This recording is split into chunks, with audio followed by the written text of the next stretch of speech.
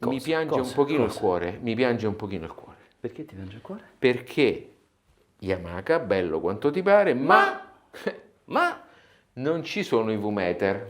Lo sapevo. Siccome io li metto dappertutto, anzi se volete andatevi a vedere lo short del mio preamplificatore dove non c'è niente ma ci sono i V-meter, perché mi piacciono. Non ci stanno gli ingressi, però ci sta il V-meter. Bravo, esatto. Allora, questo cos'è? È la contrazione, se così vogliamo dire, dell'RN2000 che noi abbiamo già avuto modo di provare tempo addietro. Sì. Non mi ricordo se quello che abbiamo provato L'RN2000 aveva questa modalità che ho visto qui sopra di renderer UPnP. Una cosa divertentissima, cioè la macchina una volta collegata alla rete ha visto immediatamente i nostri server UPnP e permette di fare la navigazione su un display a caratteri a una riga sola. Però lo fa. Sì, lo faceva anche l'altro, quindi senza passare dall'app, senza passare da niente, volendo, con tanta pazienza, uno riesce a fare la navigazione e a sentire la traccia che vuole. Plug and play immediato. Benissimo, allora il prezzo è 1.399 euro, sì. Tutto il resto ve lo diciamo tra poco, ma prima vi ricordiamo www.audio2g.it o .com. Come sempre, subscribe e campanella, tra poco ciao. E io sto appoggiato sull'Indiana Line. No, perché non è casuale. Non è casuale. Ma non glielo diciamo adesso. Dai, diciamolo dopo. Ciao. Ciao, ciao. Ciao.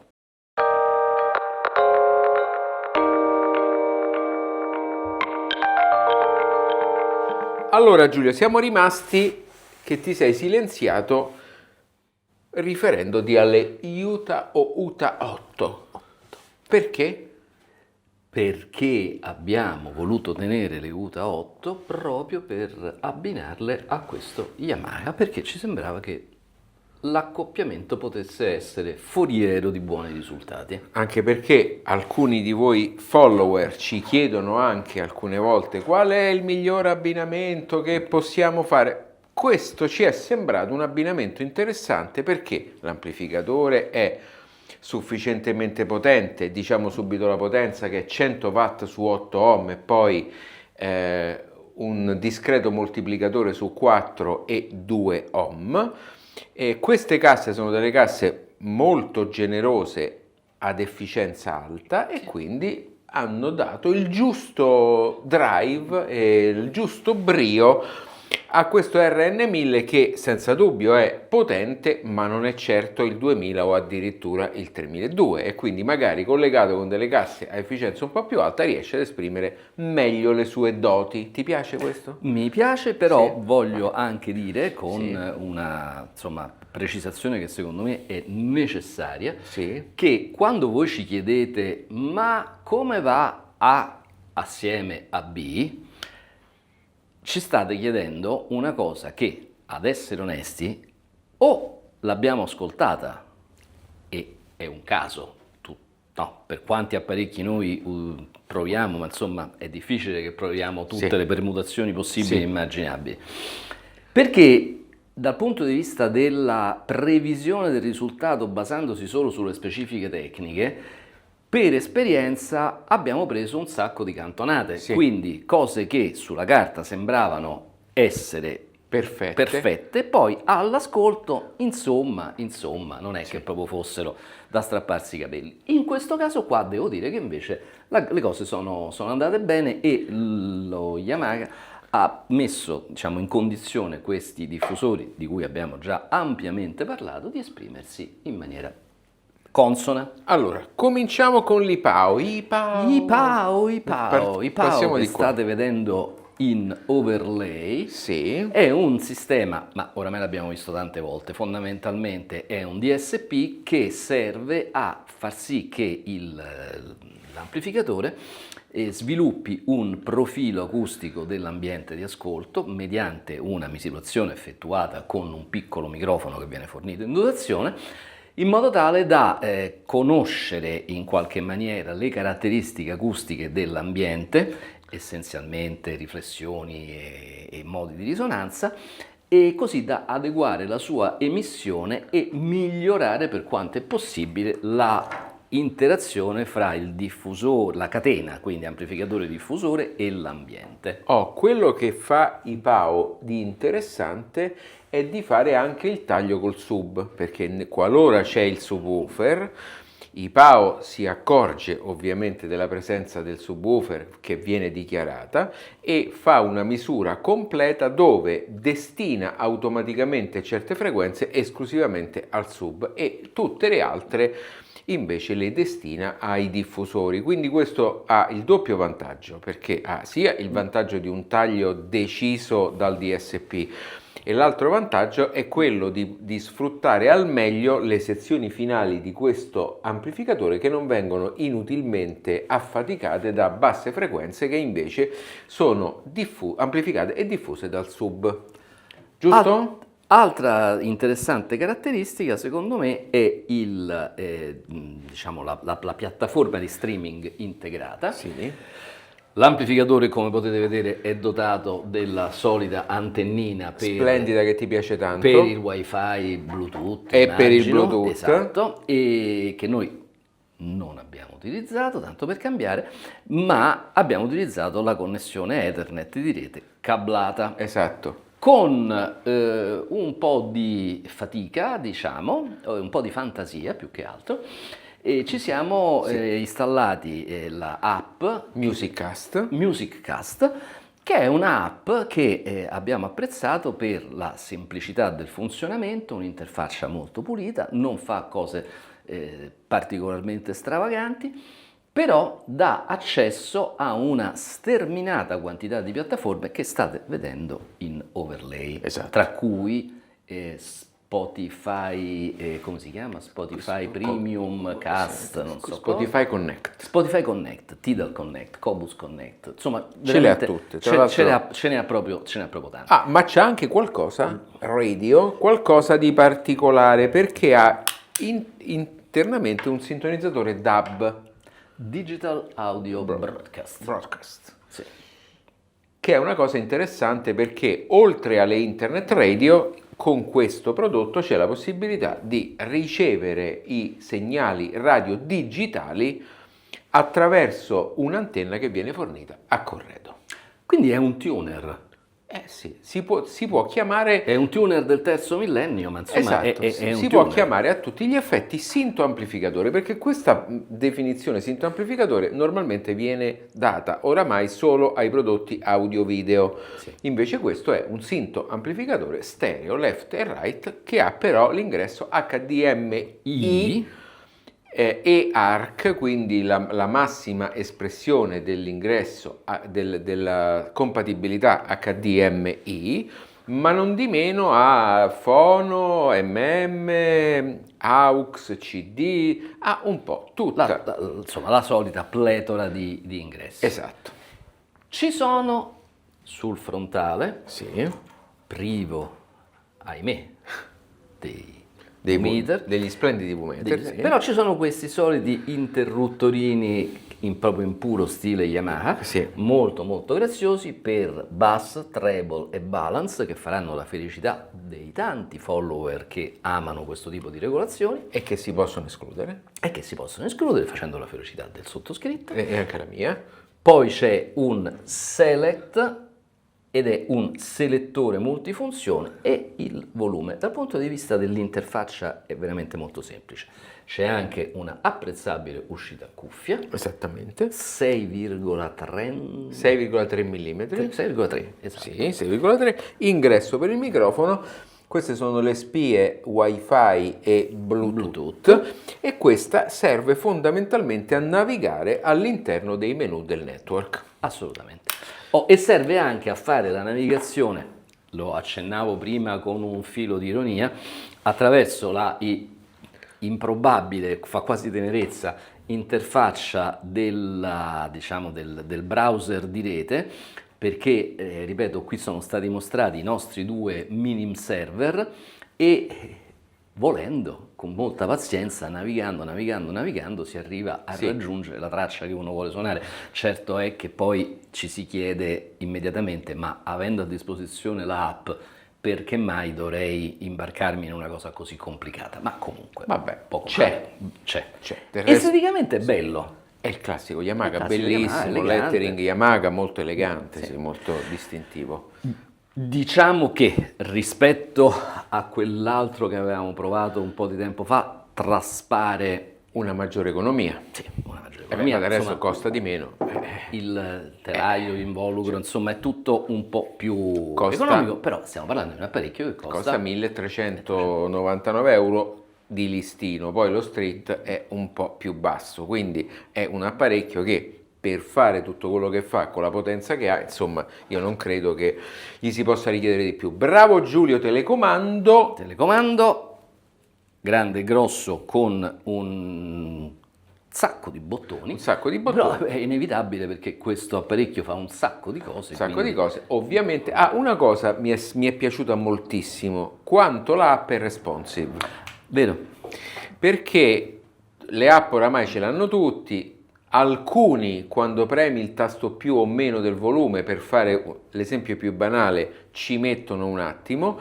Questo è fulmineo, sì. E l'app in ogni caso, qualsiasi cosa si faccia all'interno dell'app, dalla ricerca della musica allo switch degli ingressi, alla selezione dei diffusori, perché A o AB o B, quindi sono due coppie di diffusori, è velocissimo. Ma del resto, Giulio, l'app Musiccast è un'app che ha più di 20 anni. Non è che, ecco, non è l'ultima novità che esatto, la Yamaha è molto tempo che lavora su questa app e su tutti i device Musiccast, perché questo può far parte dell'ecosistema Yamaha Musiccast. Cosa che infatti l'app ti chiede se ci sono, nella fase di setup, se ci sono altri apparecchi che sono corrispondenti a questo standard. Va bene, allora io sono pronto per sventrare. Sì, direi che non ci sono altre cose da dire. Ci sono altre cose. Dentro sicuramente sarà costruito bene, sicuro. Non ne dubito. Ciao, tra poco. Ciao. Giulio, ci concentriamo prima di tutto sulle 3 diverse alimentazioni che ha questo amplificatore. Anzi, mi viene da dire prima un'altra cosa. Se noi dividiamo i 1.399 euro di listino per tutto il numero di componenti che c'è dentro questo amplificatore, probabilmente ci spaventiamo. Voglio dire che il rapporto qualità-prezzo è tra i migliori in assoluto che abbia mai visto in un amplificatore, perché la costruzione, la qualità dei componenti, del cablaggio, fanno chiaramente, immediatamente capire che l'economia di scala della Yamaha, giusto?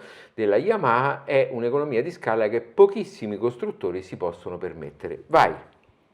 Ti è piaciuto questa intro? Questa intro, ok. Allora, trasformatore non toroidale, che poi alla fine è schermato in rame e quindi è praticamente la stessa cosa. Tra l'altro notare la grandissima sezione dei fili del secondario. Questo è il primario e questo è il secondario.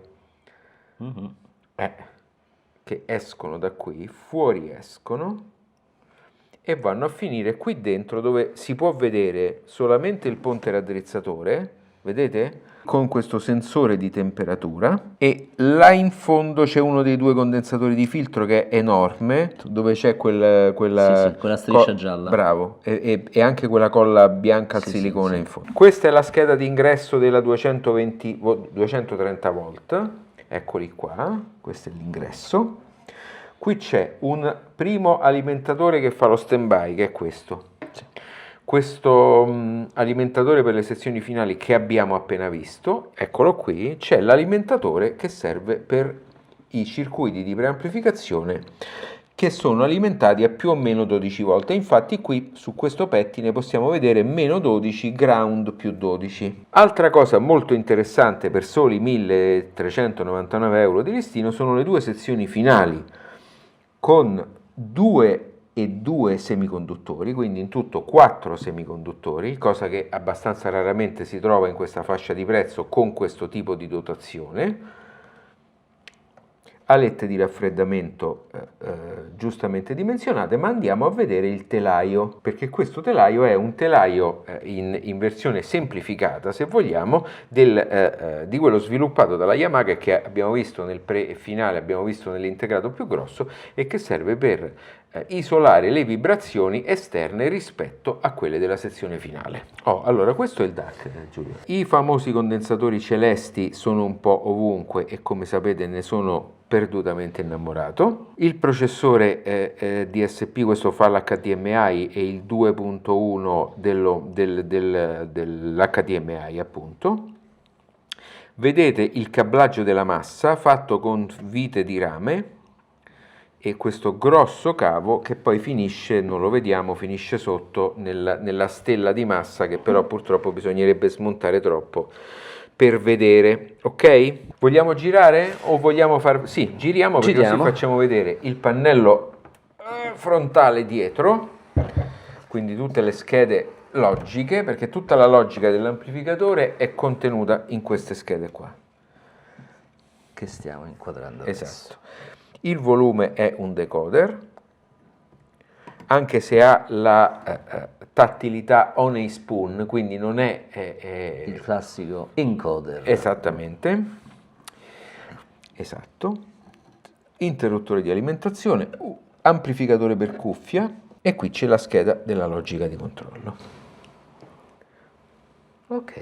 Andiamo al pannello posteriore. La vaschetta IEC, poi inferiormente abbiamo gli 8 binding post, quindi diffusori A e diffusori B, sopra TV ARC, quindi l'HDMI, poi 2 prese service, la presa network RJ cablata, un USB e poi i 2 ingressi ottici e il coassiale, quindi questa è la sezione degli ingressi digitali. L'antenna, il connettore dell'antenna per il DAB e anche per l'FM che oramai per l'FM, esatto. Vabbè. Poi abbiamo il subwoofer out, il trigger out, l'uscita pre, l'ingresso fono MM con il suo connettore ground di terra e poi linea 1, linea 2 e CD, quindi un ausiliario. Andiamo all'ascolto che vi diciamo già essere molto convincente per il prezzo. A tra poco, ciao. Ciao. Allora Giulio, prendo immediatamente la parola, va bene? Te la rubo. Da quando siamo in questo studio... Sì, da quando siamo in questo studio ti ispira a prendere la parola per primo. È perché è talmente bello. E io te lo lascio fare volentieri. È come dire cinematografico, perché qualcuno si è lamentato che non gli va bene. Vabbè, andiamo avanti. Quindi a me questo amplificatore... Quanto vi siete lamentati a Pasqua? Posso dire una cosa? Quanto vi siete lamentati? No, perché poi non è... non avete passato una buona Pasqua? No, sì, non c'erano niente da fare. Magari l'uovo di Pasqua era cattivo, magari l'abbacchio era venuto cucinato oppure male. Il cioccolato gli ha creato dei veramente siete stati strani. Molto sferzanti. Esatto, come se poi... fosse... Vabbè. Allora, abbiamo provato il pre-finale, abbiamo provato il 3002, abbiamo provato il 2000. Questo amplificatore è quello che da un certo punto di vista mi convince di più. E allora qualcuno potrebbe saltare dalla sedia, dice: ma come, tu sei appassionato di Yamaha, hai provato il pre-finale finalmente, bla bla bla. Sì, però questo 1000, caro Giulio, ci testimonia in modo drammatico quanto sia importante l'economia di scala. Ah, sì. Ecco, perché aprendo il cofano di questo amplificatore da 1.399 euro io ho visto componenti, soluzioni, ingegnerizzazione, tutta una serie di accorgimenti che normalmente in un amplificatore di un'azienda che ha un'economia di scala molto diversa da quella della Yamaha non è possibile vedere. Quindi per 1.399 euro vi state portando a casa soluzioni, componenti, qualità in generale che io definirei giusta per un amplificatore dal doppio del costo. Ecco, questa è la prima cosa che mi viene da dire aprendo. Quindi se il 2000 già costava di più, il 3002 è un amplificatore stereo molto costoso con certe ambizioni, questo invece è il classico amplificatore di livello medio-basso e che si trova sul mercato tante diverse, no? Concorrenti, ma io costruito come questo difficilmente mi è capitato di vederlo. Vai, parla tu, prego, prego. Allora, io invece faccio un altro ragionamento che è questo. Noi nella fascia, diciamo, economica abbiamo provato, da quando abbiamo aperto il canale, una miriade di apparecchi di quelli di dimensione ultra compatta, quasi di tipo desktop. E tante volte abbiamo detto, questo apparecchio potrebbe essere utilizzabile anche in un impianto da scrivania. E va bene. Dopodiché, se però tu l'apparecchio non lo utilizzi sulla scrivania, ma lo utilizzi in un normale contesto, che potrebbe essere questo qui, no? Cioè il salotto di casa, il fatto che sia così piccolo, piccolo, piccolo, probabilmente è soltanto una scomodità. Sì. Allora, mi veniva da pensare a questo fatto. Questo Yamaha è grosso, grande, grosso, voluminoso, visibile, come lo erano gli apparecchi di una volta. Classico 43 cm. Classico 43 cm. C'è un amplificatore, c'è un prefono, c'è uno streamer, c'è un DAC, c'è un sintonizzatore. Quindi se noi andiamo a spalmare i 1.400 euro che ci vogliono per acquistarlo su tutte queste funzioni, mi chiedo, quei micro piccoletti che abbiamo provato tante volte e tante volte ci sono anche piaciuti, sono poi effettivamente competitivi sul prezzo? Io credo che stiamo ragionando di differenze che non arrivano a 200 euro probabilmente. Sì. Sì, insomma, stiamo lì. Cioè, voglio dire, non è che è una cosa che costa 1.000 euro di differenza, allora uno dice, vabbè, no, è proprio un'altra faccenda. Parliamo di qualche 100 euro. Allora, io che sono la persona più distante al mondo dal quanto era bello quando eravamo giovani e quando gli apparecchi erano il vintage, tutta quella roba là, non me ne frega niente nella maniera più assoluta. Cioè, non sono un amante del passato, zero. Però un oggetto di questo genere qui, che è un oggetto moderno, a me personalmente farebbe più piacere averlo in salotto di quanto non possa trarre piacere da un micro affarino. Che poi magari tutte queste cose che fa questo Yamaha non le fa. Non le sa fare, non le può fare.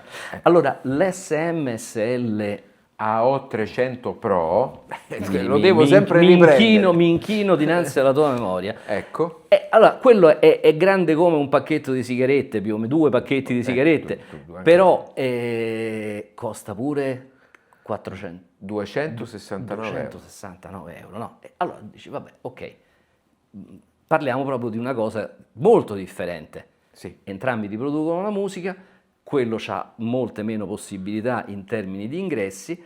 Non c'ha lo streamer. Questo qui costa 1.200 euro di differenza. Allora, stiamo parlando di due oggetti non comparabili.